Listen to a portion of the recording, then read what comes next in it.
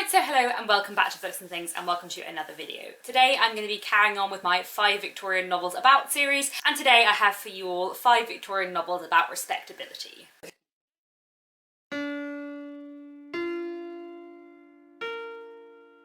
Now, respectability is one of my favourite themes in Victorian literature. It's something I find really, really interesting.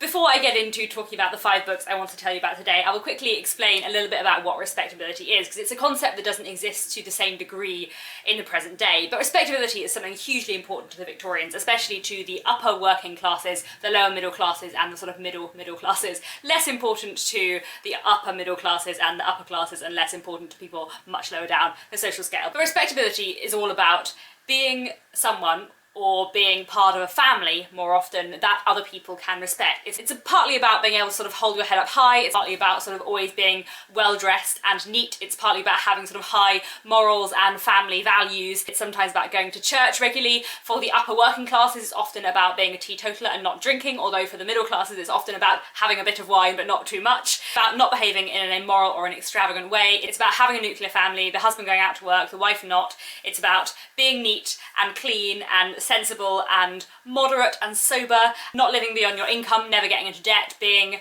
independent from everybody else. But more than being and doing all of these things, it is about appearing to be and do all of these things. It is a lot about what other people think of you. Now, respectability is quite interesting in the Victorian period in that middle class respectability differs slightly from working class respectability. I already mentioned the example of alcohol. In the 19th century, a lot of the upper working classes rejected alcohol entirely and went teetotal, and this was kind of a movement. Also, for a lot of the upper working classes, respectability would often be about going to chapel, not to church. There were quite a lot of large groups of respectable, non-conformist, upper working class people in the Victorian period. Also, a lot of kind of working class respectability is about being independent from and not relying on support from the middle classes, and also a lot of working class respectability is about being independent as a class rather than as a family unit to a certain degree. For example, being part of a burial club was a big part of working class respectability. I realise that sounds weird if you don't know what it was. A burial club was where it was basically like insurance for death, to make sure that you would have enough money to pay for a family member's funeral. So lots of people would club together and pay in however much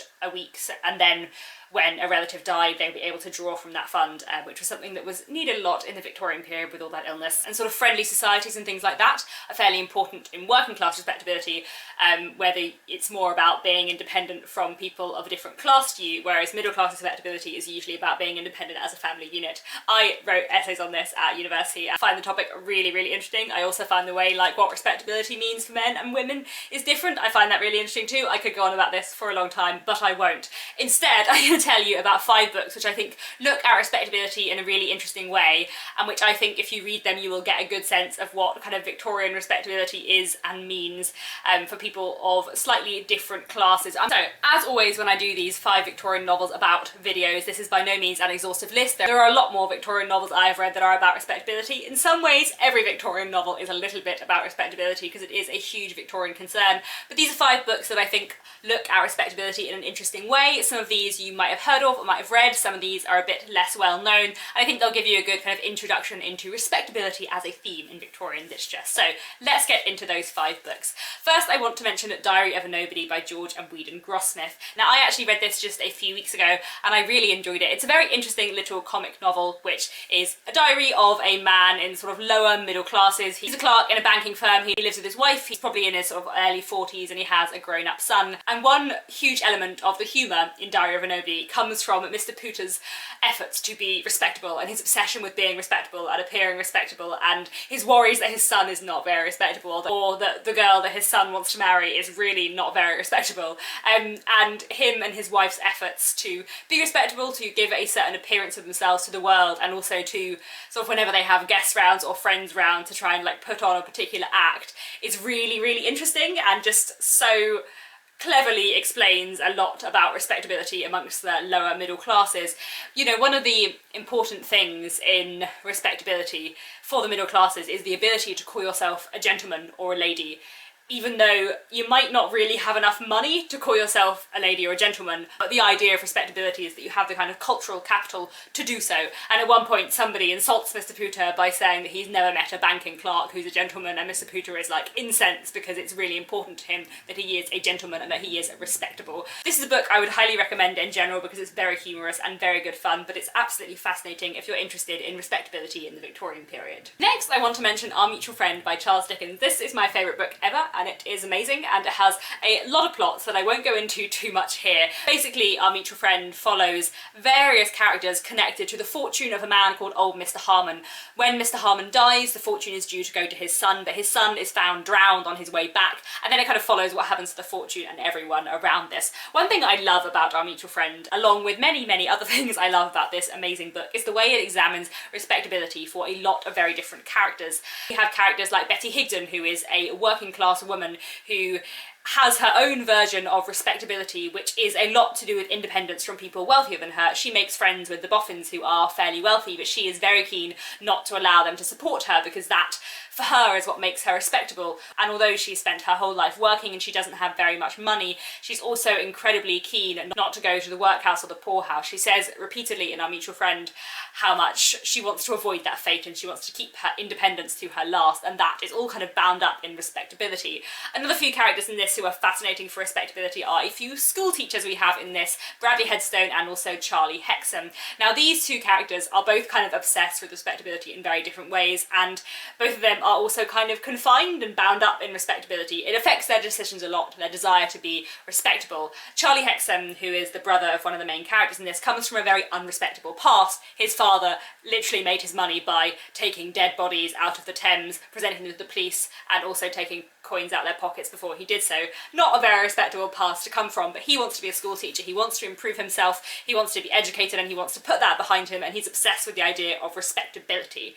So, in a way, is Bradley Headstone, who is this school teacher who is very caught up in sort of being respectable. Everything about Bradley Headstone is respectable. He's neat, he's clean, he's polished, he works as a school teacher, he works very hard, he doesn't come from a very wealthy background, he doesn't have much money, but he certainly is very respectable, except that under his respectable exterior a lot of other things are going on, and in a way respectability has like confined his personality to such an extent that like when it breaks, it really breaks. And another thing that's really interesting for respectability in this is a family called the Wilfers, who are a lower middle class family, very similar family status actually to the Pooters in Diary of a Nobody. In fact, both the Wilfers and the Pooters live in Holloway, which is a fairly common place for sort of lower middle class people to live in the Victorian period. Mrs. Wilfer has a sort of obsession with being respectable. Bella, her eldest daughter, doesn't really care about respectability, but she does care about money, which is a very, very different thing. When the Boffins, who end up inheriting Harmon's fortune, offer to take in Bella,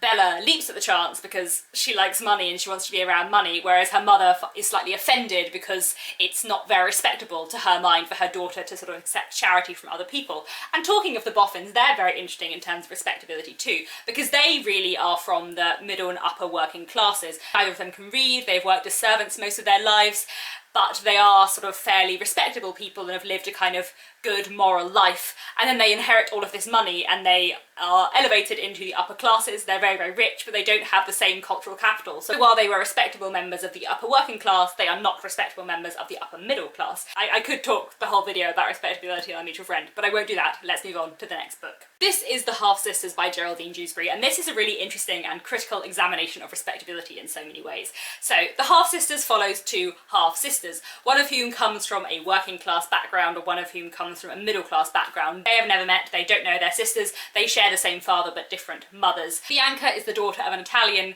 and she becomes an actress, entirely unrespectable. Being an actress is about the least respectable thing you could do in the Victorian period. The Victorians kind of saw acting as pretty akin to prostitution if you're a woman. Definitely the suggestion that it was a very unrespectable thing to do. And then Alice, her half-sister, comes from a very respectable middle class home. She marries a very respectable man from a respectable background and lives this kind of respectable angel in the house life.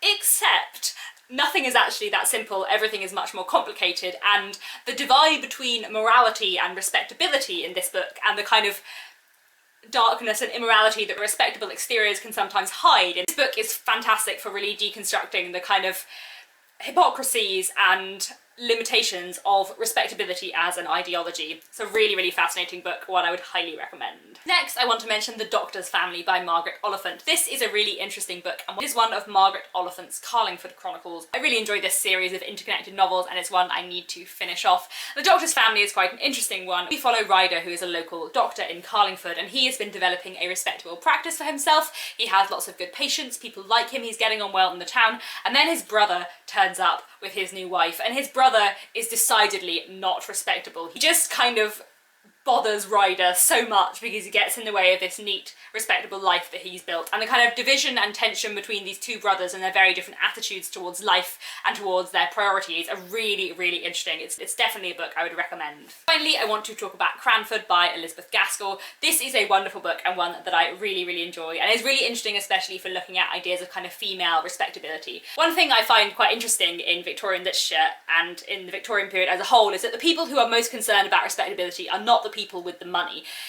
If you have enough money that you know you will be considered a gentleman or a lady, then you kind of don't have to worry so much about the respectability elements of being considered a gentleman or a lady. The people who are worried about respectability, as I said, are the upper working classes, the lower middle classes, and the middle classes. People whose economic situations don't always guarantee them respect in life, and therefore they put even more worry and concern into appearance. And Cranford is a really interesting book for this, because it deals with a set of middle-aged to elderly ladies living in the small town of Cranford. None of them have very much money at all, but they're all ladies, and they're all very keen to show that they're ladies, and they're all very keen to be respectable and keep up appearances even when they are struggling. So there's lots of little silly incidences of them trying to make the best with what they have, and the ladies are kind of constantly trying to pretend that they are much better off than all of them are, when all of them know that none of them have very much money, but they always still have to pretend that they have a lot more. There were one or two consequences arising from this general but unacknowledged poverty, and this very much acknowledged gentility, which were not amiss, and which might be introduced into many circles of society to their great improvement. For example, the inhabitants of Cranford kept early hours and clattered home in their pattens under the guidance of a lantern bearer about 9 o'clock at night, and the whole town was abed and asleep by 10:30. Moreover, it was considered vulgar, a tremendous word in Cranford, to give anything expensive in the way of eatable or drinkable at evening entertainments. The ladies of Cranford are really keen to make sure that everything they do is considered to be respectable rather than economical. They want to present